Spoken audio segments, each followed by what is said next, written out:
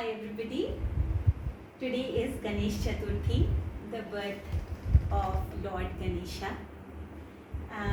This year, due to COVID, all of us are celebrating in our homes and larger celebrations are not possible.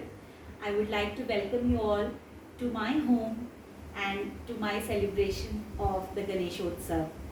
We begin the Sthapna today. The puja starts today and goes on till 1st of September. Then it will be Anant Chaturdashi and we will be doing the Visarjan. I have done the Ghat Sthapna over here. You can see this is the Kalash Sthapna that we have done. This is the main part of the puja which is done today. This Kalash will remain undisturbed for the next 10 days and only to be moved from its plates when we do the Visarjan. I make my Ganesha with haldi and kumkum. This is my Ganesha idol which I have made with haldi and kumkum. There is a story behind making Ganesha with haldi and I will share that with you. This is the Lord Ganesha whom I pray to every day in my home temple. These are the Ashtavinayak Ganesh, all of them whom I have had the good fortune of visiting each of the temples of Ashtavinayak during the Ashtavinayak Yatra in 2 years back. These are all the offerings, flowers, laddu which Lord Ganesha loves, different kind of dry fruits, shankh which is a very important part of our religious ceremonies, the Akhand Jyot which goes on for the next 11 days continuously. We welcome Lord Ganesha with what we call as the Shodash Upchar, 16 different Shubh things which are offered to Lord Ganesha during Sthapna and the puja. So this is a little introduction to how I do the puja on the very first day. This year I have decided though that since I am not able to meet my friends and call them over to celebrate this festival, I am going to reach out to all my friends virtually and I am going to do something called 10 days, 10 tales. So starting today, day 1 of Ganesh Chaturthi, I will narrate 10 little tales about Lord Ganesha which I love, and you can narrate them to your children and you could hear them again. I'm sure most of you are familiar with these stories, but these are very dear stories and I want to share this with everybody.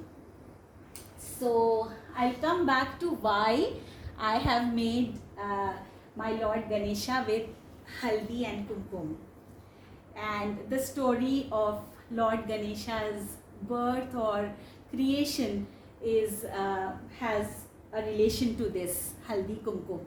So I'm sure most of you know this story, but here it goes. Parvati and Lord Shiva stay on Mount Kailash. Lord Shiva has a large tribe that he lords over called the Ganas, and he is the ultimate god and he is known to be very, very powerful, having a very fierce temper and having the maximum power that could be there in any god. Parvati also is half of Shiva, and she and Shiva complete each other as Ardhanarishwar. Parvati is the form of pure energy or Shakti, and all the lords bow before her.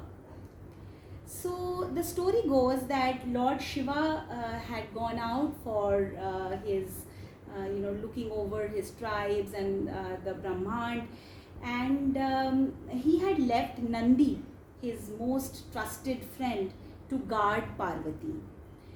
When Parvati goes to take a bath, she asks Nandi to guard the door and not allow anybody to come in. After a while, Lord Shiva comes back home, and Nandi, seeing his lord, allows him to go inside. Parvati is a little perplexed because she had explicitly told Nandi not to allow anybody to come inside. So she feels that she really cannot trust Nandi with this duty, neither can she really have that kind of faith and trust on anybody. So the next time that she is to be left alone, she carves out the statue of a small boy with the haldi which she uses to bathe herself in. You know, in Indian culture, we bathe with haldi and kumkum before any shubh karya. So she carves out the statue of a boy and breathes life into him. He is Ganesh, Gauriputra, Parvati's son. She tells Ganesh to guard the door while she goes and takes a bath, and she tells him not to allow anybody to come inside.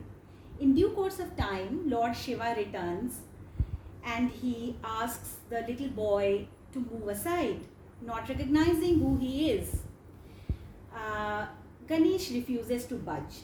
He says that my mother has given me the adesh. She has told me that I cannot allow anybody inside, so I will not allow you inside. Lord Shiva tries to cajole Ganesh, but Ganesh doesn't budge. This angers Shiva, and Shiva's anger is legendary. He can he can really destroy the entire universe if he is angry. So in that time, he wants to control his anger, and he sends his entire tribe to move this boy away from the door. But Ganesha manages to defeat the entire tribe, and he continues to guard the door. He is very, very powerful. Brahma, Vishnu, seeing that these things that are happening, they also arrive at this place, and they realize that this is going to be a disaster, but they are unable to stop Shiva's fury. And in his fury, Shiva, with his Trishul, hacks off the head of Ganesha. Immediately he feels remorse, because he realizes that this is his son that he has killed. But anything that has been killed with Shiva's Trishul cannot be brought back to life. Parvati comes out and sees this, and she's enraged and she's hurt and she doesn't know how to express herself. And in her anger, she says that she is going to destroy the entire universe. And Parvati, being Shakti, she has the power to do that. Brahma is scared. The Brahmand is going to get destroyed. Vishnu doesn't know how to stop this. Shiva is full of remorse, but he does not have a solution. He tells Parvati to calm down, and he says, I will breathe life back into your son, but I cannot join his head back to his body. Let me find the head of another child who is facing north, and let me quickly try and breathe life back into this body.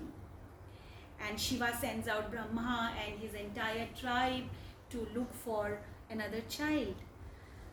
They are not able to find a child. The first thing that they are able to find is a baby elephant, which is facing north, and the mother is facing away from the elephant. They quickly bring the head of the baby elephant to Lord Shiva and says that this is the first baby that we could find. Seeing the delicate timing that is required, Shiva fixes the head of the elephant on Ganesha's body and breathes life back to him. This is how Gajanan comes into being. This is how our most favorite Lord Ganesha, the elephant lord, comes into being. In order to repent for the folly which Shiva committed, he grants Ganesha the boon that he is the first god. He is the god whom everybody will worship before they worship any other god. So every puja in Hindu ritual begins with Ganesha's puja. And today is Ganesha's birthday. Join me in wishing him a very happy birthday and very happy Ganesh Chaturthi to all of you.